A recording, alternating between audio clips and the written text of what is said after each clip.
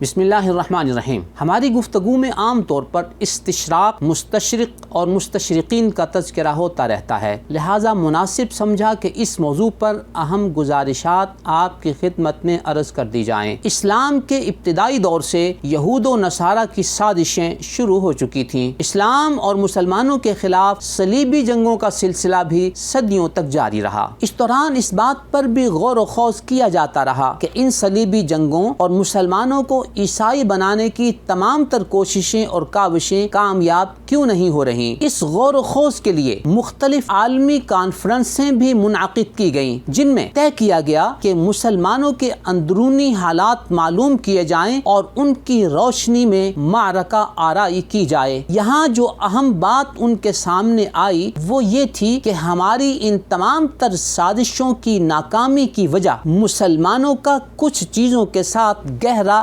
لگاؤ ہے، جن میں خاص طور پر قرآن کریم سے مسلمانوں کی وابستگی، احادیث شریفہ سے مسلمانوں کی وابستگی، نبی اکرم صلی اللہ علیہ وسلم سے گہری عقیدت و محبت، اسلامی تاریخ سے مسلمانوں کی وابستگی اور اسلامی تہذیب و تمدن سے ان کا تعلق۔ 18ویں صدی میں مشرقی دنیا کے اسلامی ممالک ان کی زبان، ان کے علوم، ان کی تہذیب و ثقافت اور ان کے معدنی وسائل کی بابت معلومات حاصل کرنے کا منظم سلسلہ شروع ہوا، جس کا مرکز لندن اور پیرس تھا۔ ان مشرقی اقدار کا علم حاصل کرنے والوں کو مستشرق اور اورینٹلسٹ کہا گیا۔ ان کی اس کاوش کو استشراق اور اورینٹلزم کے نام سے جانا گیا۔ اس مستشرق کی جمع مستشرقین ہے۔ یوں یہ اورینٹلزم صلیبی جنگوں کی پلاننگ کا ایک بنیادی عنصر بن گیا۔ نیز اس کا مقصد لوگوں کو عیسائی بنانے کی پلاننگ اور اس میں عمومی اور عوامی کردار ادا کرنا تھا۔ آج کی نشست میں ہم مختصراً عرض کریں گے کہ دینی حوالے سے مستشرق کیسے تیار کیا جاتا ہے اور اس کو کیا ٹاسک دیا جاتا ہے۔ نمبر 1، مسلم ممالک کی زبانیں خصوصاً عربی زبان سے گہری واقفیت حاصل کرنا تاکہ اسے لینگویج کا اسپیشلسٹ شمار کیا جائے۔ نمبر 2، قرآن کریم، احادیث شریفہ اور فقہ اسلامی کی تعلیم حاصل کرنا۔ نمبر 3، تصنیف و تالیف اور مخطوطات کی ایڈیٹنگ پر دسترس حاصل کرنا۔ نمبر 4، مسلمانوں کی تاریخ اور ان کی تہذیب و تمدن سے گہری واقفیت حاصل کرنا۔ اور اس سلسلے میں 4 باتیں آپ کی خدمت میں خاص طور پر عرض کرتے ہیں۔ مستشرقین کو جن مقاصد کے حصول کے لیے یہ تیار کیے جاتے ہیں۔ نمبر 1، قرآن کریم کی بابت شکوک و شبہات پھیلانا۔ نمبر 2، قرآن کریم کی قراءات کے بارے میں غلط فہمیاں پیدا کرنا۔ نمبر 3، قرآن کریم کی تدوین،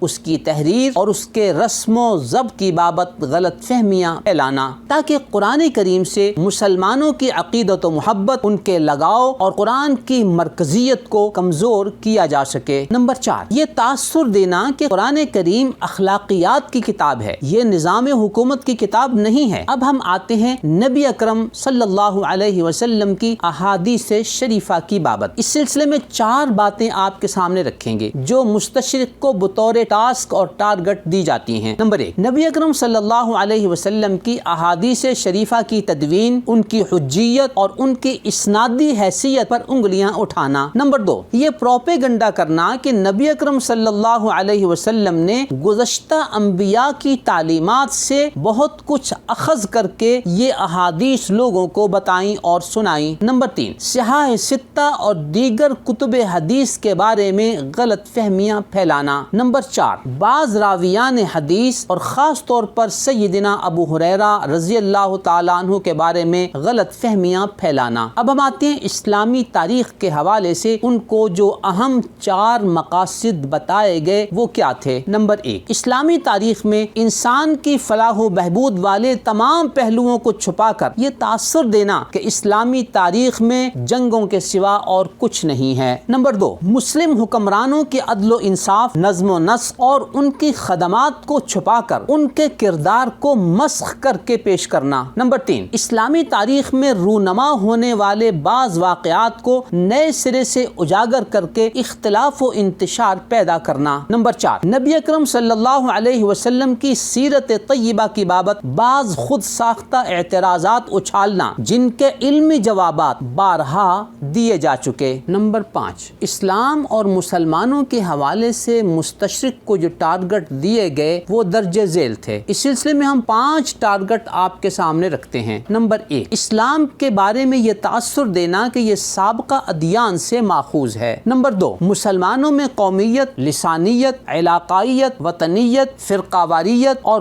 گروہی تعصبات کو اجاگر کرنا۔ نمبر 3، گمراہ فرقوں کو جنم دینا اور ان کی پشت پناہی کرنا۔ نمبر 4، اسلامی تحریکوں کو دبانا اور من مانی تحریکوں کو اجاگر کرنا۔ نمبر 5، اسلامی ملکوں میں مقامی سطح پر کام کرنے والے اسکالرز، رائٹرز، اینکرز، مقرر اور بعض علماء سو کی مالی و اخلاقی مدد کر کے ان سے اپنے مقاصد حاصل کرنے کے لیے کام لینا اور ان سے اسلام کی من مانی تشریح کرانا۔ اس سلسلے میں مستشرقین کا طریقہ کار کیا ہوتا ہے؟ اس میں 5 باتیں خاص طور پر ہم آپ کے سامنے عرض کریں گے۔ نمبر 1، عالمی یونیورسٹیوں میں ان مستشرقین کو اسلامک اسٹڈیز اور عربک اسٹڈیز کے اسپیشلسٹ کی حیثیت سے پرنسپل، پروفیسر اور ریسرچ اسکالر متعین کرا کے ان سے اپنے مشن کی تکمیل کرانا۔ نمبر 2، علاقائی مسائل اور مقامی زبانوں سے واقفیت کی بنیاد پر یہ لوگ فارن افیئر اور سفارت خانوں میں بنیادی اہمیت رکھتے ہیں۔ نمبر 3، یہ اورینٹلسٹ مستشرق خفیہ ایجنسیوں اور جاسوسی اداروں کے تھنک ٹینک ہوتے ہیں اور وہاں رہ کر یہ اپنے مشن کی تکمیل کرتے ہیں۔ نمبر 4، غریب ممالک کو قرضہ دینے کے بعد ان مستشرقین کو ماہرین کے نام پر مجبوراً وہاں